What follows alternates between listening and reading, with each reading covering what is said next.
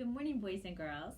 We are going to be working with some more multi-syllable words, but today we're just going to review one of our syllable types.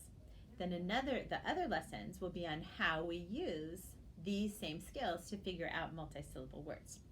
So we're reviewing one of the most complicated vowel of the syllable types, which is the unpredictable vowel team. So we know that one of the syllable types is a vowel team. So this is our symbol for vowel team, and that means we'll see two vowels together, or two letters that are acting as vowels. And the predictable ones are pretty easy because they always make the same sound. But as you remember, these unpredictable ones will make a different sound depending on what the word is. And it's really difficult to figure it out. You just have to try both sounds often in the word, okay? And there always is the most common way of saying it. So we would usually start with the most common way of saying it when we're figuring those out. But then there's also the least common. So make sure you know where this chart is in your room, because it's very important to be able to look at this so that you can refresh your memory as to what each of these say. So let's just review that. So when you see EA together, the most common would be E, but a less common way would be ah. The best example I know for this one is the word read.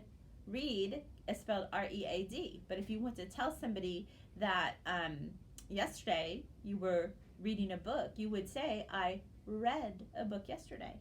Okay, so EA is E or eh.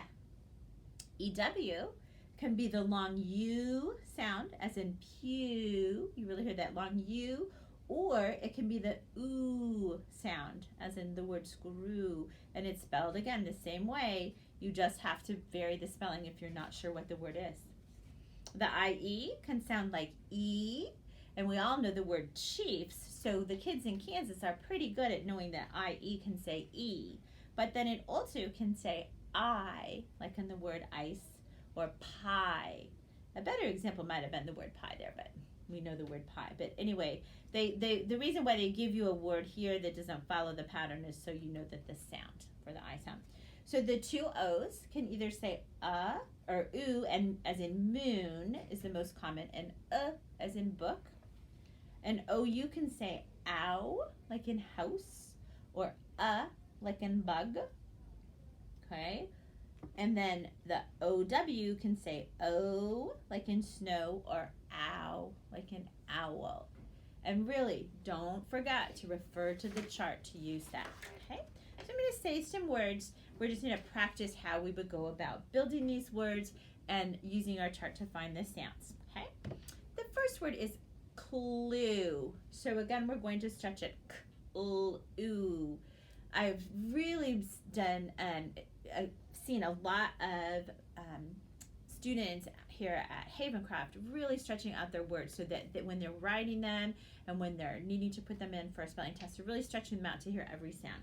So we hear the k, and then we hear oo.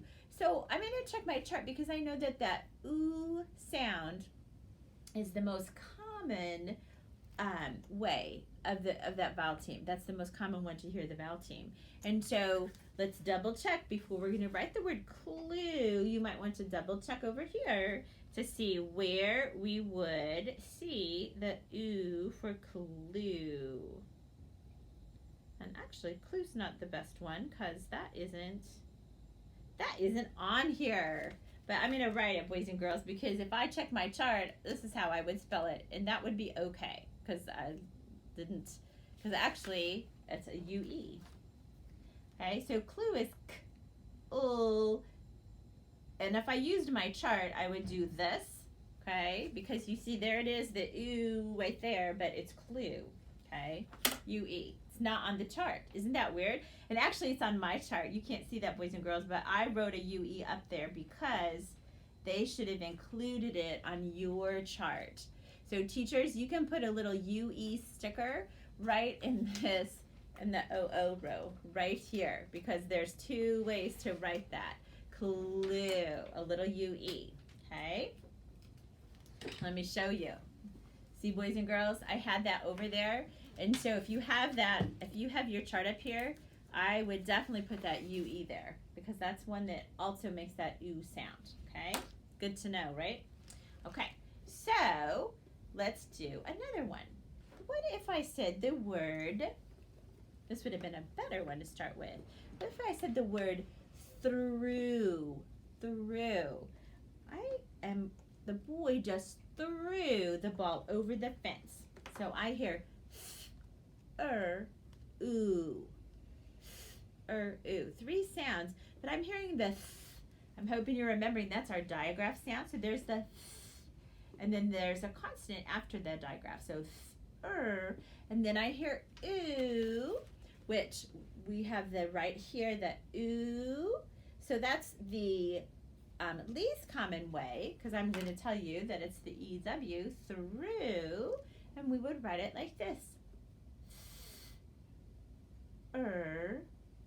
Okay? So there's the through. Right. So again, these are our vowel teams, unpredictable. Here's another one. Let's do, what about the word least? I hear 4 sounds. And then I hear E, so let's check our chart. Where do we see the E? Okay, it is our most common, so we're going to use the dark purple. East. And because they both sound the same, I'll just be telling you as we write this, but we'll have This is the E, E-A. Okay, least. Okay. So when we are working with these words, it becomes a spelling issue knowing which one is going to be here. Okay. But I do want you to make sure that you're always looking for these 2 vowels that would be together, and that tells us it's a vowel team. Okay. That'll help us when we're working on dividing words again. All right, and let's try another. Let's do roost. Oost. A chicken will roost on a nest. That means it will sit on a nest. Ooh. Okay, and that's the most common way for this vowel team. Roost. Okay. And that is going to be our 2 O's. So when we write it, we would write ooh, roost. Okay? And one more. Let's try, one we haven't done. What about grief? Grief. E4. So I know it's and then it's the long E sound I'm hearing. So I'll tell you that it's this long E that we're hearing right here. So this is the most common pronunciation of this vowel, or the spelling of this vowel team. And so that's the I-E. E. Again, that's the I-E, like in Chiefs. Okay? Grief. Okay? All right. Boys and girls, our other lessons after this are going to be using our unpredictable vowel teams in multisyllable words. So make sure you're very familiar with these vowel teams so you can look to find where those syllables are so that you can then apply them to the words you're figuring out. Thank you.